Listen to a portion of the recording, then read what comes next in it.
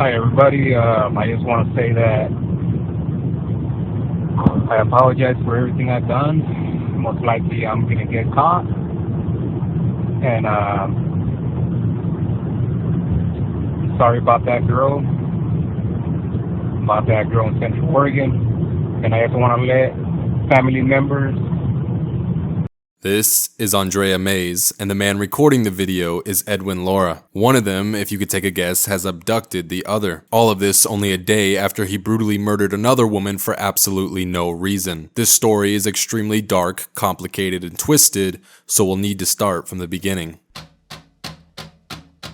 We'll begin by introducing Edwin. But first, welcome to the King Vile channel. If you enjoy dark crime and interrogations, this is the place for you. I post weekly. Edwin was a man in his 30s who worked as a campus security guard at Central Oregon Community College. He was an extremely religious man who regularly attended church and was constantly taking notes in his Bible. He was also a married man with a woman by the name of Isabelle who just so happened to be a police officer. There might have been some tension with her having the job that Edwin ultimately desired because when Isabelle was away for police academy training, he partook in an affair with another woman. However, Edwin had a guilty conscience that would usually lead him to confess things, as we'll find out later. And because of that, he ultimately told his wife about the affair. They decided not to split up, but instead hunkered down and work on the marriage. Well, in the early morning hours of July 24th, 2016, Edwin was carrying out his normal patrol of the college campus. He noticed a young 23-year-old blonde woman who was walking alone. Her name was Kaylee Sawyer. Kaylee was a student at the campus and had just earlier been celebrating a bachelorette party with her friends. At that party, she ended up supposedly dancing with a guy, which her boyfriend Cameron wasn't too happy about when he found out. He picked her up around midnight and they proceeded to engage in argument the whole ride home. Upon arriving, Cameron entered the apartment for a moment, and when he came back out, Kaylee was gone. She decided to go for a walk, which ultimately put her in the sights of Edwin Lara. Later that same morning, Edwin's wife Isabelle woke up around 8 a.m. to find Edwin asleep right beside her. They had a normal Sunday morning, attended church service, and even went and saw a movie that evening.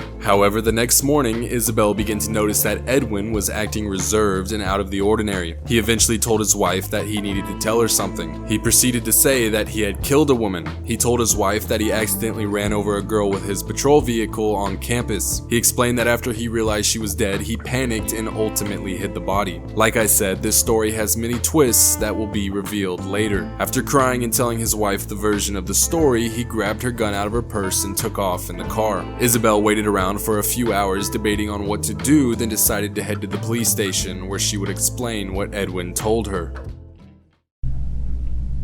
He's like, I kill a woman, that's what he said. I'm like, what do you mean? Then he's like, I hit her with the car.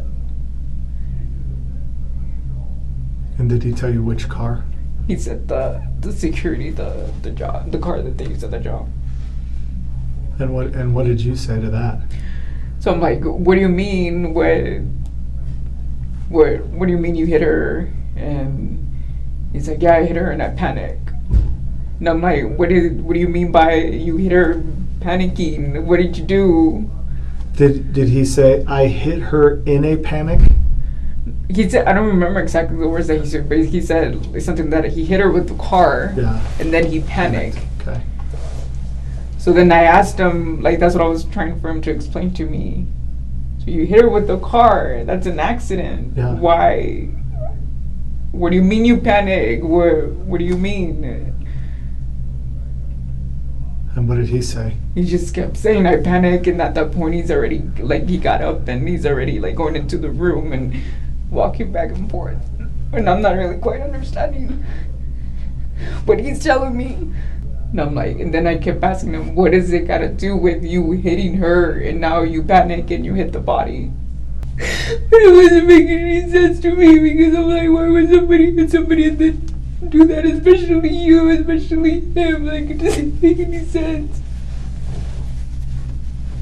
The reason why Isabelle's not able to make sense of the story Edwin tells her is because he's flat out lying. What really happened that night was far more sinister. Edwin was driving in his patrol vehicle when he spotted Kaylee alone and drunk. He pulled over, offered her a ride, and Kaylee, seeing that he was a campus security guard, hopped in without any doubts. However, she hopped into the back, which, just like a police vehicle, couldn't be opened from the inside. Once he trapped Kaylee, he took her phone, her purse, and demanded sex from her. After handing over her belongings and realizing that she had no way to leave the vehicle, Kaylee began to panic and scream for help. Edwin exited the vehicle, opened the back door, and began choking Kaylee until she fell unconscious. He then drove to the parking area known as B12 on campus, which was situated by a nice wooded area, the perfect place to commit a crime. Once he arrived to the spot, Kaylee had already regained consciousness and began panicking once again. She began screaming and attempted to try and reach the dashboard by squeezing her way through the cage in hopes that she would be able to honk the horn in order to alert someone. Edwin then wrestled Kaylee again, choked her unconscious, and proceeded to club her in the head with a large rock. He then went on to rape her, but she was still alive, so he grabbed a 70-pound boulder, dropped it on her, and left her for dead. He then left her body in the forest and carried on with his shift and talked with coworkers like nothing happened. He went home, showered, and cleaned his patrol car before returning to the B12 parking lot to retrieve Kaylee and toss her body into a ravine in a nearby town. He then returned home and got into his bed with his own wife. Police would then go back to their house where they would find Kaylee's blood-soaked purse and clothing in the shed. Police also found a poster board that Edwin made on an infamous serial killer named Angel Ramirez that always killed his victims with blunt force trauma. Well, at this point, Edwin was in Salem, Oregon, where he decided he would post up in a parking lot and wait for his next victim. He ended up spotting 19-year-old Andrea Maes, who was just wrapping up her double shift at Ross.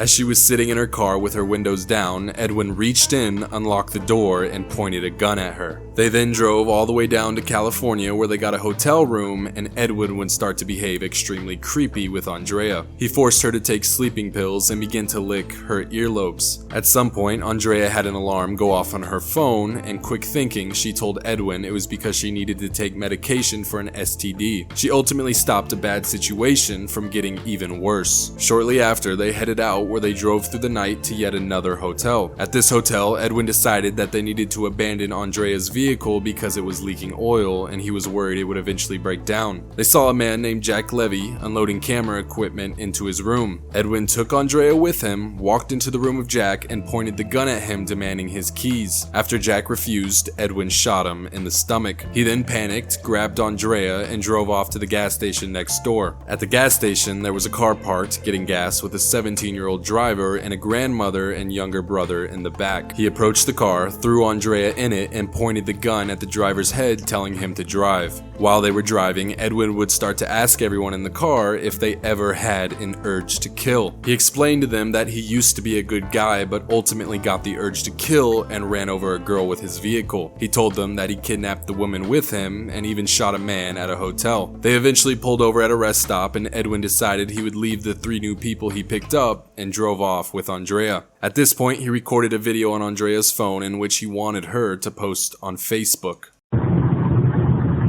Hi everybody, I just want to say that I apologize for everything I've done. Most likely I'm going to get caught. And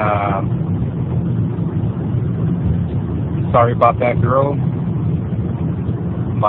in Central Oregon. And I also want to let family members, Andrea, that she's fine and she will be fine because so far she's been doing what I've been told her to do. You know, and if you guys are wondering if I have done dirty things to her, no. Alright, I'm not that kind of guy. You know, I used to kill that other girl, you know, and I regret it. I regret killing her. You know, she's kept screaming and I had to silence her forever. So, you know, like I say, she's still fine.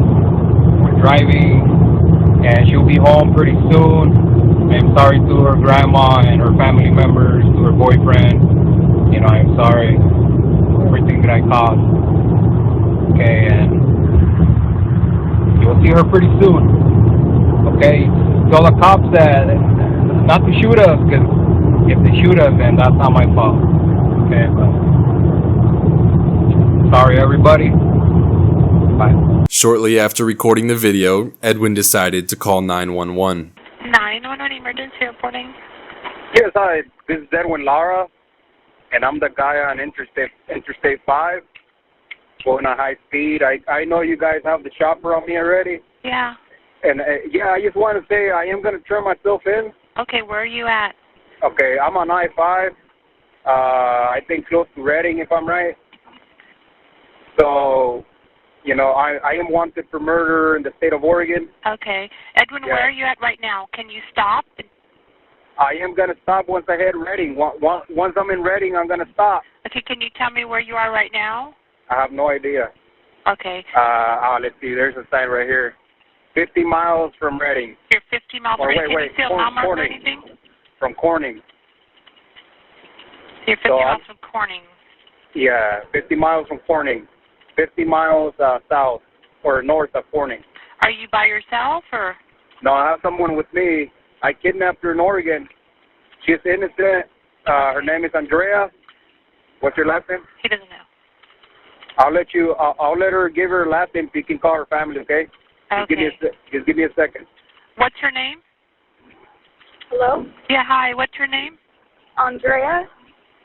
Andrea, what's your last name? Maes, M-A-E-S.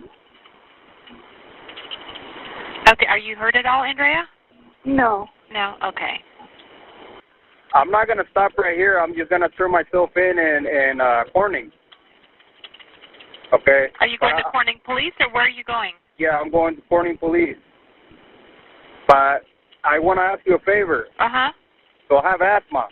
You have asthma? Okay. Yeah, so you tell them not to be too rough on me because, I can barely breathe right now. All right, so that's all I wanted to say. Do you I need don't any want. kind of medical or? Yeah, well, I think so. I'm going to need my inhaler. I forgot my inhaler at home. Yeah, that's what I was going to say. I do have a gun on me.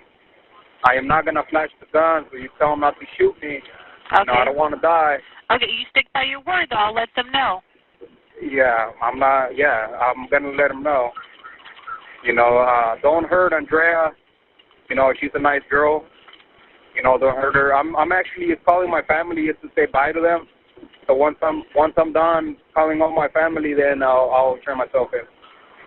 Okay, we can get a hold of your family if you want. I already called my wife. I called a lot of people already. I am wanted for the death of Kaylee Sawyer at Bend, Oregon. What's the girl's name? Kaylee what? Sawyer? Sawyer? Yes. Or Sawyer, maybe? And she was from Bend, Oregon? Yes.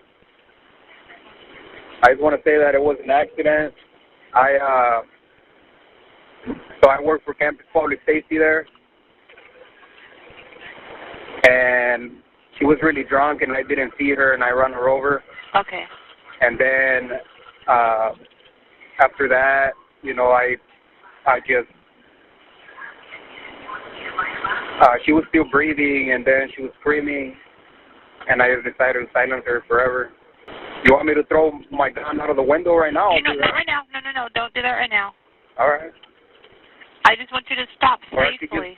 I could just give it to Andrea and see if she wants to kill me. No. So, I know this is being recorded, and I just want to say to the family of Kaylee that I am sorry. I am sorry for what I did to her, and in time I will tell them where the body is. Andrea? Mm-hmm. Does he have his hands up? Yeah. He does have his hands up? Okay. Just tell him to make sure that the officer... Hey, who are you? Tell him I can't. He said he can't hear her. Do I get out or do I? Tell him we're letting the officer know that he can't hear her. He's already walking towards them. He's walking towards him. Tell him to make sure he holds his hands up. 353, stop. Paragraph. I'm going to initiate the felony stop here. south in progress, south on a telegraph. Get your hands up! Get them up! Step out of the vehicle!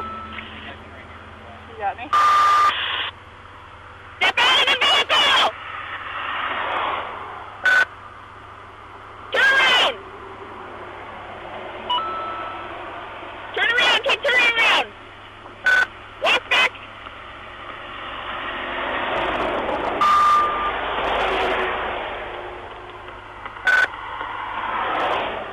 Step over to your right!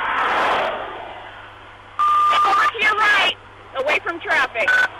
Drop down to your knees! Upon arresting Edwin, the police asked him why he was wearing body armor, in which he responded, "I came to throw down." The crazy thing is, Andrea, who had just gone through this traumatizing experience, was brought into jail at first because they believed she might have been an accomplice. Edwin was then brought in for questioning. I'm thankful to you. I want to say that right away, that you hear what this man has to say and that you've got a heart inside of you. And I know, because I was in your house. I saw the Bible. I know you thumb through it a lot. I see that you've tithed for months consecutively.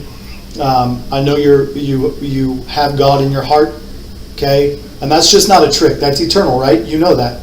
But I'm not talking about this moment. I'm talking about the big picture, okay? And so I appreciate your honesty. So, what happened, man? What happened? Like the straight up, what happened? So I was putting the signs up where there was an event going on at It's a school, college. It's cyclist event or whatever. You know, I was in a hurry because I want to get out of here. And I was going to turn south on College Way on the D4 lot. So I was going to turn south on the do not enter area there. And I didn't see her. She was wearing all black. So I was in a hurry, so it was my fault. And I wasn't expecting anybody, you know, at that time of night. So I just turned and I mean, I didn't hit her that hard. I just bumped her with the patrol car, bumped her with the front rack. And she fell down. And at first I thought, you know, first thing I was, oh, I killed her, you know, but I didn't hit her that hard. So I got off the car and she was really drunk. And then she looks at me and then she started screaming. She started screaming, Yeah. or you did? She did.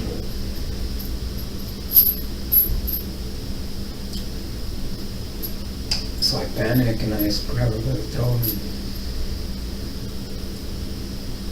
told her, shut up, shut up, shut up. So she passed out. I put her on the back of the patrol car, drove her up the B12 lot, and then I was panicking. I didn't know what to do. She already seen me. She saw my face. So I opened the door, and that's when she came back. She started screaming again. So I grabbed the chokehold, and I was telling her, shut up, shut up, shut up, shut up. She was just struggling to scream. So I threw her down and I hit her with a rock on the head.